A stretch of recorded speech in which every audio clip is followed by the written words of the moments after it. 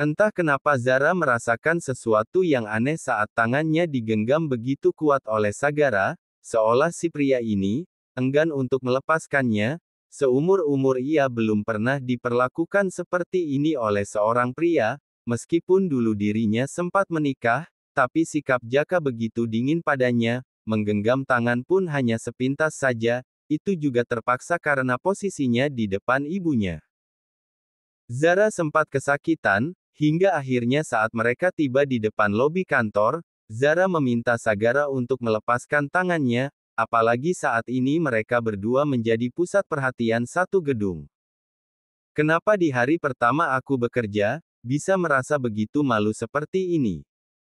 Arkh Tuan, bisakah Anda bersiap biasa saja dan tidak berlebihan? Aku ini bukanlah mainanmu dan juga kelinci peliharaanmu. Umpatnya dalam hati. Diam kau, sebaiknya kau cepat masuk ke dalam mobil. Perintahnya sambil membuka pintu mobil, lalu memaksa untuk segera masuk ke dalam. Zara sendiri tidak bisa berkata apapun. Selama dalam perjalanan, entah kenapa Saga masih enggan melepaskan genggaman tangannya, kini keduanya berada di jok belakang dan duduk bersebelahan, sedangkan di jok depan, ada Patito, yakni supir pribadinya Tuan Sagara. Sampai kapan Anda mau menggenggam tanganku Tuan? Keluhnya dalam hati. Saat Saga akan mengambil ponsel dari saku celananya ia baru tersadar jika sedari tadi tangannya masih menggenggam tangan Zara, otomatis ia pun buru-buru melepaskannya. Hei, kenapa kau malah diam saja hah?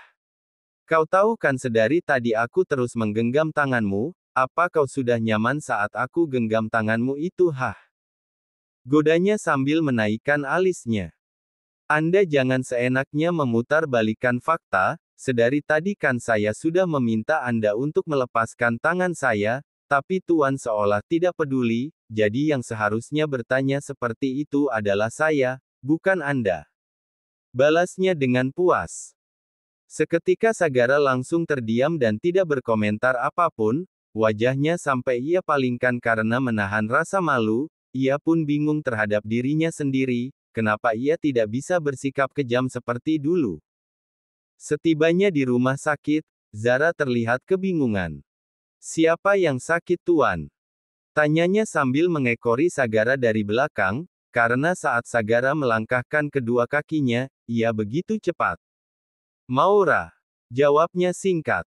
Sontak Zara pun kaget tidak percaya, kemudian ia berlari kecil agar bisa sejajar dengan Tuan Saga. Setibanya di lantai 4, Saga dan Zara bergegas menuju kamar pasien, dan di sana rupanya sudah ada Nyonya Jelita. Syukurlah kalian sudah datang. Ucapnya merasa lega. Bagaimana kondisi Maura mah? Tanya Sagara sambil mendekat ke arah ranjang tempat tidur pasien, di mana putri kecilnya terbaring di sana dengan mata masih terpejam. Sudah mendingan Saga, tadi Maura sempat kejang karena demamnya sangat tinggi, dan kau tahu, siapa yang ia panggil? Sagara dan Zara pun hanya menggeleng. Maura selalu memanggil namamu Zara. Jawabnya ke arah Zara. Mendengar hal itu Zara pun kaget tidak percaya, lalu ia bergegas mendekat ke arah Maura, diusapnya dengan lembut kepalanya, lalu ia kecup keningnya. Sagara yang menyaksikannya, bisa merasakan ketulusan dari seorang Zara Hafizah kepada putri semata wayangnya. Tidak kusangka kau begitu disayangi oleh putriku, bahkan di saat sakit pun bukan namaku yang Maura sebut, melainkan namamu, Zara. Batinnya mulai terenyuh. Kemudian Maura mulai membuka kedua kelopak matanya, ia bisa merasakan aroma tubuh Zara yang menurutnya begitu khas. Bunda Zara. Ucapnya sambil melempar senyum. Maura, kamu baik-baik saja kan? Tanyanya sangat khawatir. Kemudian Maura malah bangkit dari tempat tidur, dan langsung memeluk Zara. Bunda tetap di sini ya, begitupun dengan Papa, aku ingin kalian berdua yang menjagaku di sini. Pintanya memohon. Zara sempat melihat ke arah Sagara begitupun dengan Saga, kini keduanya saling menatap dalam diam. Mendengar cucunya berkata seperti itu, Nyonya Jelita senang bukan kepayang. Ya sudah kalau begitu, nenek sebaiknya kembali ke rumah saja ya. Di sini kan sudah ada Papa Saga dan juga Bunda Zara. Ujarnya melirik ke arah Maura, lalu mengedipkan sebelah matanya. Maura pun tersenyum puas. Akhirnya Nyonya Jelita memutuskan untuk pulang, dan kini tinggal tersisa mereka bertiga di dalam ruangan pasien rawat inap. Baik Zara dan Sagara keduanya malah saling diam. Maura yang menyaksikannya pun terlihat kesal. Kenapa kalian berdua terlihat begitu kaku? Protesnya dalam hati.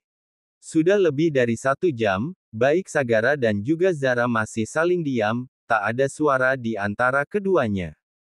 Kenapa suasananya menjadi canggung begini sih? Umpatnya dalam hati.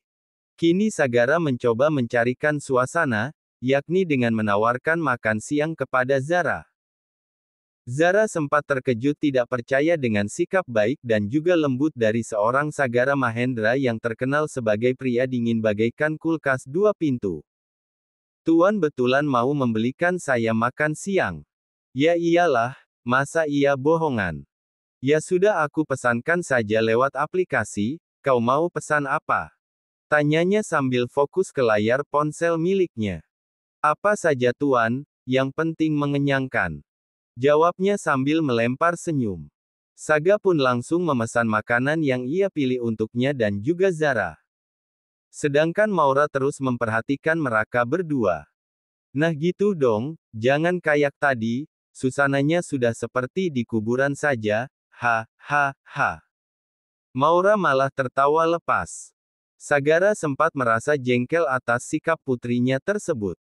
Sebenarnya kamu itu sakit atau pura-pura sakit, Maura? Tanyanya penuh selidik, entah kenapa Sagara merasa ada sesuatu yang janggal. Mendengar Sagara berkata seperti itu, Maura malah menjadi murung.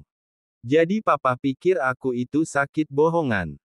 Kenapa papa tega mengatakan hal itu pada putrimu sendiri? Apakah papa tidak merasa jika aku seperti ini akibat dari ulahnya papa yang tidak pernah menyayangiku dengan tulus selama ini? Cetusnya dengan mata yang sudah berkaca-kaca.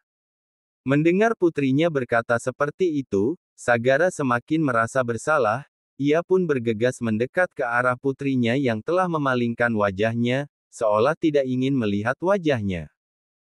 Tolong maafkan papamu ini nak, papa janji akan menebus semua kesalahan papa padamu, apapun yang kamu minta, pasti akan papa kabulkan, percayalah pada papa.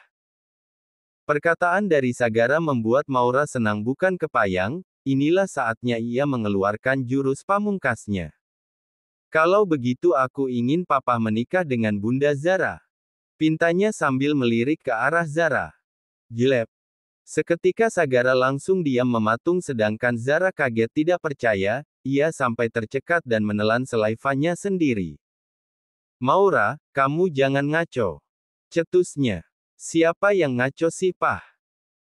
Barusan papa kan bilang kalau papa akan mengabulkan keinginanku, dan keinginanku cuma satu pah, aku hanya ingin merasakan kasih sayang dari seorang ibu dan aku ingin mendapatkannya dari Bunda Zara, dan untukmu Bunda, maukah nikah sama papa? Please, pintanya sambil mengatupkan kedua tangannya lalu Maura sengaja memasang wajah memelasnya. Zara hanya membalasnya dengan senyuman hambar, begitupun dengan Sagara. Ia tidak habis pikir akan terjebak dalam situasi seperti ini. Aduh Maura, kenapa kau meminta sesuatu yang sangat mustahil? Mana mungkin papamu mau menikahiku? Semuanya tidak akan pernah terjadi. Keluhnya dalam hati. Setelah selesai makan siang, Maura pun akhirnya mengantuk dan memutuskan untuk tidur, sedangkan Zara merapihkan sisa makan siang mereka lalu membuangnya ke tong sampah yang berada di luar kamar pasien. Saat Zara keluar dari dalam kamar, tiba-tiba Sagara ikutan keluar dan ia mengajak Zara untuk berbicara dengan serius. Kita mau kemana tuan? Tanyanya sambil tengok ke kanan dan kiri. Sagara tidak bergeming sama sekali, hingga pada akhirnya mereka berdua berada di suatu tempat, yakni di ujung koridor lantai 4, di mana tempat tersebut terlihat sepi. Sambil menghela nafasnya sejenak Sagara mulai mengontrol debaran jantungnya yang kian menggebu, entah kenapa ia merasa gugup dan juga grogi, tapi kali ini ia harus bisa mengatakannya kepada Zara. Lalu Sagara menatap wajah Zara yang sedang memandang ke arahnya. Lagi dan lagi, Sagara terlihat sangat gugup sampai tubuhnya gemetar. Ayo Sagara Mahendra, kau jangan gugup, kau ini payah sekali. Keluhnya dalam hati. Sampai akhirnya Sagara mulai memejamkan kedua bola matanya, Zara yang terus memperhatikan sikap aneh dari Tuan Sagara, ia merasa ada yang tidak beres dengan tuannya tersebut. Kini Sagara sudah mantap dengan keputusannya, lalu dirinya mulai mendekat satu langkah ke arah Zara, kemudian kedua bahu Zara ia cengkram cukup kuat.